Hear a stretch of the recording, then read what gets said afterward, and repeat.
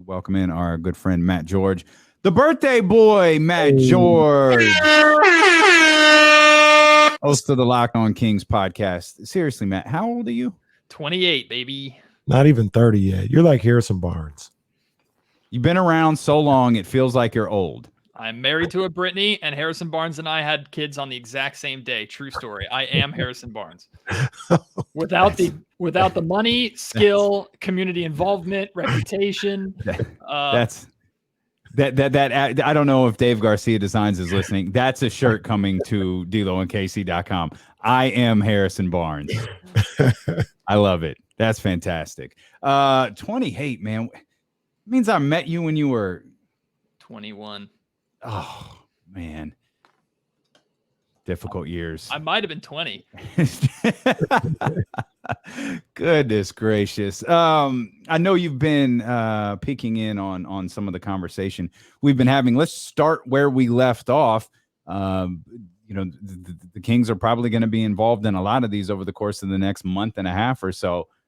There's a report that, or at least a rumor out there, that the Sacramento Kings are one of the many teams interested in Malcolm Brogdon. I'm a big fan of the player. What do you think about his fit here? Oh, I love Malcolm Brogdon.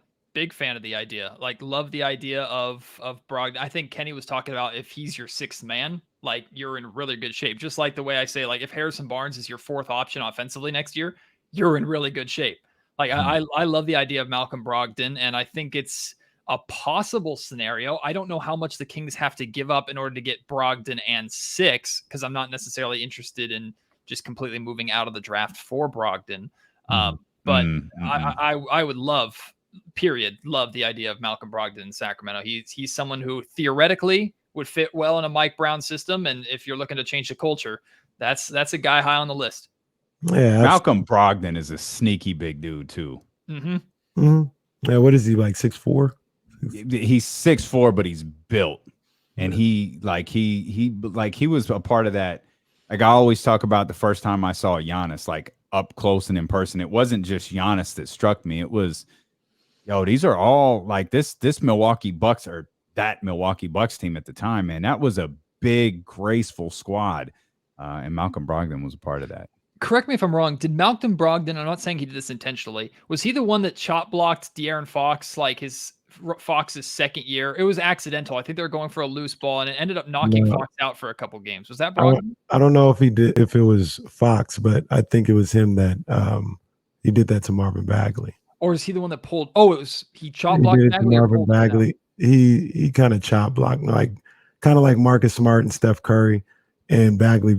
We all thought he tore his ACL at that point. That's what it was, because it was Eric Bledsoe that locked down De'Aaron in that game, and then Bagley got chop blocked by Brogdon. That's what it was. Yeah. We have long memories here. That's what we have to hold on to, because it's not going to be wins and losses. You talked about the Thunder and the Kings being potential trade partners on a recent edition of the Locked On Kings podcast. Did you de facto general managers get anywhere? Are we landing SGA? Like, what's happening here? I did my best. But I don't think it's happening. SGA, I figured he was going to be unavailable, but I thought I'd try just for the sake of it. At least the interim general manager, Rylan Stiles of Locked On Thunder, he was not interested in moving SGA for the 4 pick or whatever the Kings could attach to it of substance. So I tried and I failed, Kings fans. I did my best. Although I did have fans commenting on the post saying, why would the Kings want SGA? And I was like, I can't even respond to this in less than 480 characters. It's like, what in the world? Of course, the Kings would kill to have a player like SGA on this roster. And I almost feel confident enough saying if Fox and Sabonis somehow stayed here and SGA came in, SGA is probably the best player on this team. I think he is. Let's not leave that for a second. I like SGA's game. I like what he brings to the table. He's a baller for sure. I mean, I don't know if the Kings would kill to have SGA. Like, they would try to make it work. And like when you say that, I say as they'd be willing to move Fox or Sabonis for SGA. Are you saying it more so as to add to those two? Okay. Yes. That's where I get it. I'm with you. Never in our conversation did I discuss Fox or Sabonis as part of the deal to get SGA. Although I would consider, like, if you had the choice right now in front of me, you can swap Fox and SGA right now, I would consider it heavily if I were the Kings. Just because, I mean, SGA, I remember a game when SGA was with the Clippers, he cooked Fox it was a couple occasions, plus better defender. And I think I don't know if he's going to have the overall offensive game that Fox has, especially now Fox is getting those middies basically whenever he wants. But I'm a huge fan of SGA. So I tried, I failed, but I tried. Yeah, he's a baller. Now, we talked about a little bit during the break about where you think OKC may be looking with their draft. And did you get any sense that they'd be willing to take a risk on a Jaden Ivey or a Shaedon Sharpe with that number 2 pick? Or are they kind of in there with those 3 guys and just whoever falls to them? As far as I understand, I didn't ask directly, but from the conversation and what I understand speaking with Rylan off the air, Shaedon Sharpe and Jaden Ivey aren't even on the radar. Like it's one of Chet or Jabari, as far as I know. Now, I'm not saying Paulo is completely out of it too, that he could surprise me and be there. I think it's more likely for Paulo to fall to 4 than to be taken by OKC. From what I understand, the dream, I think, or the expectation there is Jabari is going to be a member of the Thunder. But I've seen Chet 1, Jabari 2, Jabari 1, Chet 2. In every single mock draft, it seems like it's different between the pair of those. So we'll see. You got an episode of the Locked On Kings podcast posting this evening, and you put out a nice little teaser tweet. Like, why do you hate Paulo Banquero? Tell us. No, I have questions about, and this has gotten me in trouble in the past, and I have this debate, and I've had this debate a lot with people, especially in regards to Keegan Murray. Like, I am paying a lot of attention to fit in this draft. I totally understand the best player available over fit argument. Drafting fit has royally screwed the Kings in the past. I totally understand that. I'm looking at this from the scenario of the Kings have 2 years to convince Domantas Sabonis to stick around. I believe that was the biggest move for Monte McNair. That was the biggest moment for Monte McNair. That's now the appetizer. What he does with this 4th pick is now the entree. This fell in McNair's lap, and he absolutely has to get this right. But Sabonis is still attached to him, or else you still lost Tyrese Halliburton for nothing. So, with that in mind, I'm not saying that and the fact that Monty's doesn't have a contract extension yet. I'm concerned, or I'm not overly concerned, I guess, about the idea of him like making some dumb all-in win now type move and passing up on talent that could have a really high ceiling, like a Shaedon Sharpe, Kenny, who I know you're really interested in. But I think it makes a whole hell of a lot more sense for the Kings to go after a guy like Keegan Murray, who I'm not going to say they know, because you don't know anything about these players coming out of the draft, but theoretically, he seems like an ideal fit with Sabonis. He checks all the boxes of what I've been looking for the Kings to try and acquire, either through the trade or free agency, theoretically, of the type of player I wanted the 4 next to Sabonis. Paulo doesn't. Like, there's questions about Paulo defensively. He only shot 33, rounded up 34% from 3-point range. I talk about that a lot with this Duke beat writer, Steve, who's, again, that episode is dropping later on tonight. Keegan, to me, is just a significantly better fit, although Paulo offensively is a better all-around, more polished player. So I wouldn't hate the move necessarily, but if I'm the Kings and I'm looking for fit and I have the choice between the two of them, I honestly am still with Keegan Murray. So even if Paolo was on the board, you would take Keegan over Paolo. I don't know if I could say that. I don't. The funny thing about that, Matt, is this is a conversation that I had all last year with Cade and Jalen Green, and everybody knows I love Jalen Green or whatever. And somebody asked me one time, they said, "All right, you're the Pistons GM. You taking Jalen over Cade?" And as much as I love Jalen, I was like, I don't know if I'll be able to do that. I don't want to do it. I don't know any scenario where Paulo or any of these top 3 falls past 4. I think like people have brought up Thomas Robinson way too much in conversations that I have had, especially about Keegan Murray. Like, what T-Rob was this 6'8" kind of tweener position, and he fell to the Kings, blah blah blah. Like, if Paulo falls to the Kings, this is not a Thomas Robinson situation here. Paulo is an extremely talented player who I have no doubt in my mind is going to have, at bare minimum, a good NBA career. I still have questions about his fit in Sacramento, but if I'm the Kings, like the way I look at it, I tweeted this out earlier. if Paulo is there at 4, the Kings have 2 options. You either take him or you call every team in the league and say, look, Paulo's not getting past 4. Make me an offer. Like that, I think that's your move there. And the dream would be for a Detroit or an Indiana to give you their pick and an asset. And then you can hopefully get Keegan Murray at the 5 or 6, basically, or maybe even Jaden Ivey's there, or Shaden Sharp is there. That's I guess the dream scenario there for me. But would I take Paulo over Murray? My heart says yes, or rather my Murray over Paulo. My heart says yes. My brain says no. Listen to your brain, buddy. Listen to your brain. You're listening to D'Lo and Casey and Matt George's Brain here on ESPN 1320 KIFM West Sacramento, KRXQ HD2 Sacramento, and Odyssey Station, and driven by Lasher's Elk Grove Dodge. Let's bring Detroit into the conversation because it was actually your tweet that sparked the conversation Kenny and I were having a minute ago about the swapping of the 4 and the 5 and including Jeremy Grant. And since you were the writer of that tweet, you put that out there in the universe. I'll ask you, huh? Like, why would Detroit do that? So the basis of that tweet was early on last week. It was actually the day after the draft lottery. I had Ku Cahill, who's the host of the Locked On Pistons, on, and I was talking to him about like what would need to happen for the Kings and Pistons to swap picks, because I know the Pistons royally wanted to be in the top 3, let alone top 4, and they're not happy to be 5th. I talked to him and I said, like, what would have to happen here for the Kings to get a player like Jeremy Grant or Sadiq Bey and swap picks? And Sadiq Bey was completely off the table for him, which I understand. Jeremy Grant, he said the only way he thinks the Pistons consider that is if they are in love with a guy who falls to 4. And the direct name that he brought up, he had options to name anybody. The first name he brought up was Paulo, which it sounds like, and as you were just talking about, D'Lo, it sounds like Paulo is the most likely out of the 3 to fall. Not saying he deserves to fall or anything like that, but if you're going to take bets, I would put my money on Paulo to slide.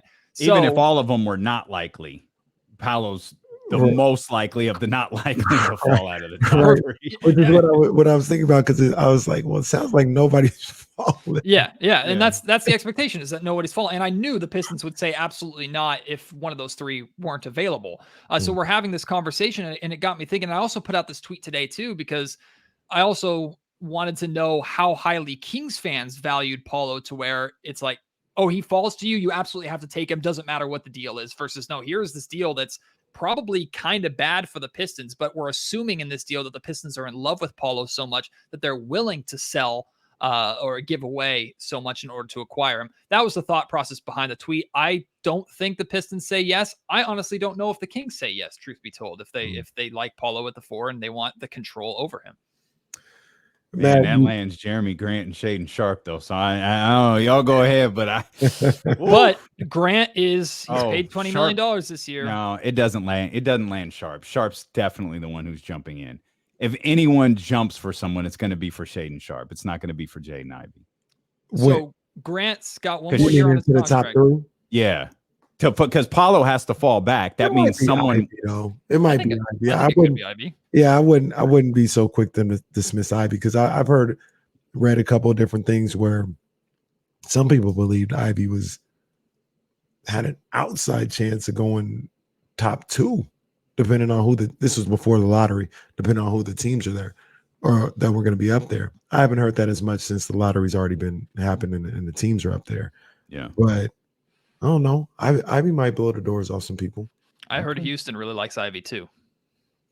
But it's important. Can't even get Kenny Caraway to blow the doors off for Jaden Ivey, but that's all right. That's all right. I like Jaden Ivey. But so Matt, you had a really good question last week. Really good question about the lowest. What was the lowest price if the Kings were number 1? That was a damn good question. And since the Kings got the number 4 pick in the draft, trading that first round pick this year, the price has gone up, as I like to say. Yesterday's price is not today's price, right? I know a lot of people are into, just trade back and you can get this asset and that asset. I'm not really that interested in that, to be honest with you. I kind of just want to make the pick. You know what I mean? If there was a trade, what's the floor for what you'd be looking to get back? I don't know if I could name a player off the top of my head. I will say I'm trading unless I'm getting a known NBA starter, like an established NBA starter, an established NBA commodity. That's the difference between 7 and 4 right there. 7, I would trade if I was getting a pair of really good role players, or maybe a fringe starter who I know at the very least is going to be a 6th or 7th man that's really good. 4, no matter if the draft is talented, top 3 heavy like this one or whatever, like 4, there are the expectations and the potential of finding a star. So real quick, let me throw out a name for you. Okay. And it kind of skews it because he actually made an all-star team this year, but let's just take this all-star selection out of it. Would you trade Andrew Wiggins for the number 4 pick? Boy, it's hard to say no to that so quickly as I want to, based off of what he's doing right now. I wouldn't. I think Andrew Wiggins is finally coming alive in maybe the best scenario in the NBA, playing for the Golden freaking State Warriors. And is that Andrew Wiggins going to be in Sacramento? I mean, you can say that about anybody, though. I 100%. But so that's the Warriors. That is the Mecca right now. No, I'm talking about like any other team. You know what I mean? Like when you talk about a starter, like, yeah, he's a starter and he's a good ball player in Charlotte. Is he going to do that in Sacramento? You know, you can make that argument about anybody, which is one of the reasons why I hesitate to even move the pick. Like I feel like it's gotta be an all-star. Like I don't want to trade the pick. This is maybe an exaggeration. I ain't trying to trade a number 4 pick for John Salmons. John Salmons started everywhere he went. I don't want it. I'm not interested in that. I mean, that's a sore name to bring up, period. No, I don't think anybody in the right mind. Kenny's poking at old wounds right there. That's fine. No, that's fine. I don't think there's any chance the Kings get an all-star for 4, not in this draft, unless someone falls. Like that's the only way that they're getting, which to your case, like what we talked about before, 7, it has lower value, a whole hell of a lot easier to move. 4, higher value, a whole hell of a lot harder to move. I think the Kings are probably going to make a selection on draft night and that'll be it. But 4 nets you the potential to pull off a big firework trade, especially if Paulo or one of the top 3 slide.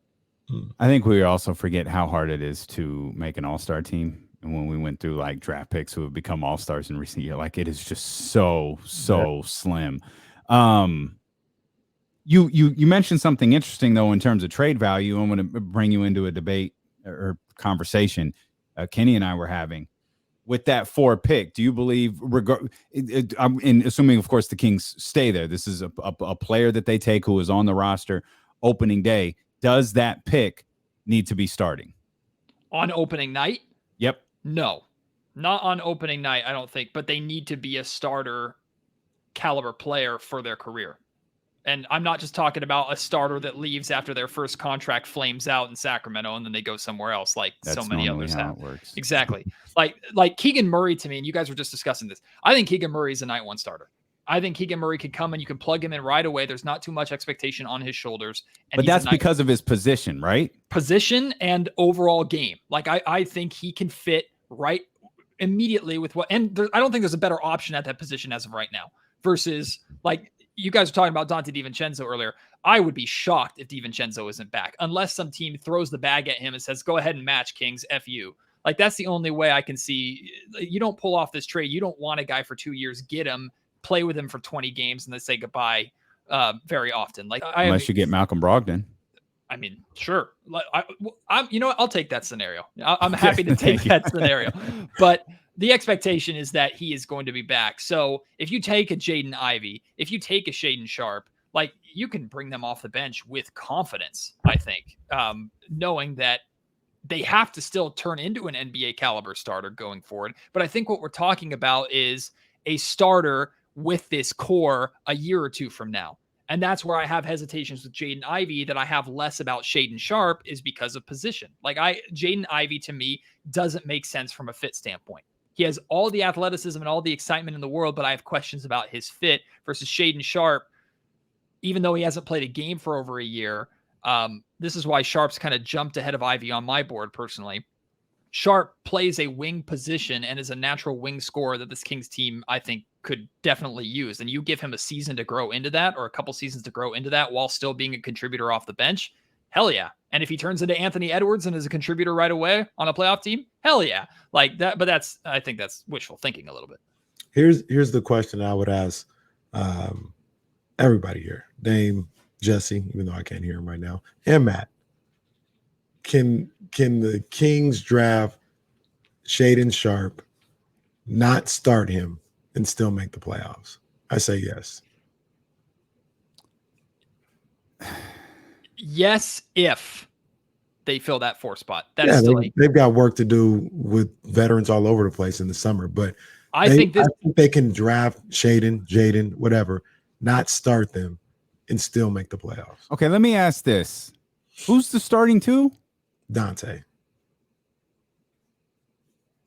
Okay. So Shaedon and Shaedon and Davion are your duo coming off the bench. That's your 6th and 7th man right there.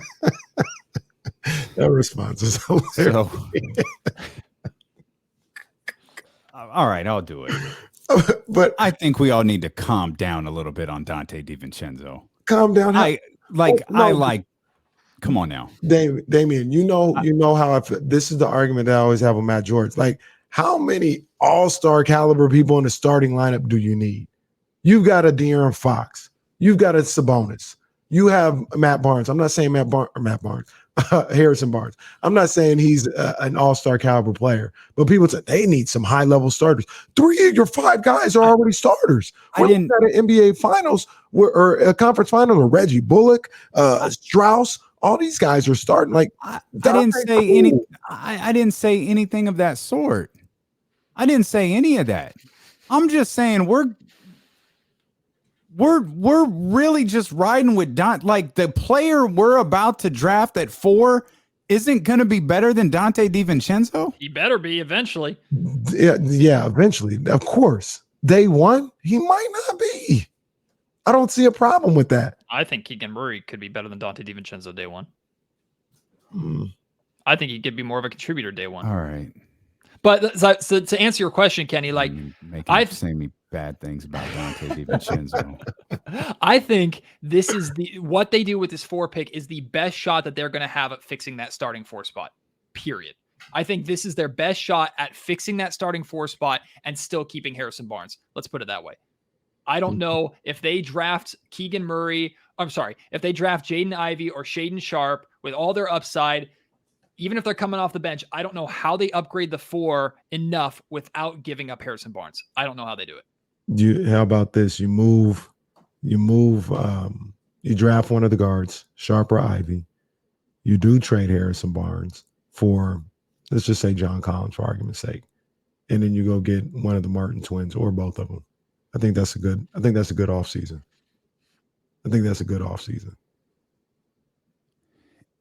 It is. Who was your draft pick in that scenario again? Ivy or Sharpe. Oh, yeah, I like that. Ivy, Sharpe, John Collins, and one of the Martin twins. Come here, you lose Harrison Barnes. And what's Dante doing in this situation? Dante signed a 4-year, $40 million deal. I also talked to last week. I talked to my guy, Brad Rowland, who's the host of the Locked On Hawks podcast. I talked to him about a John Collins trade, and he didn't seem too interested unless there were picks involved. Not necessarily the 4th pick, but picks involved. I don't think he would do Harrison Barnes for Collins. He said he doesn't think the Hawks would do Harrison Barnes for Collins straight up either. Cool. We got some you want picks? We got some 2nd round picks you can have. Thanks, you want some picks? We can send you some photographers.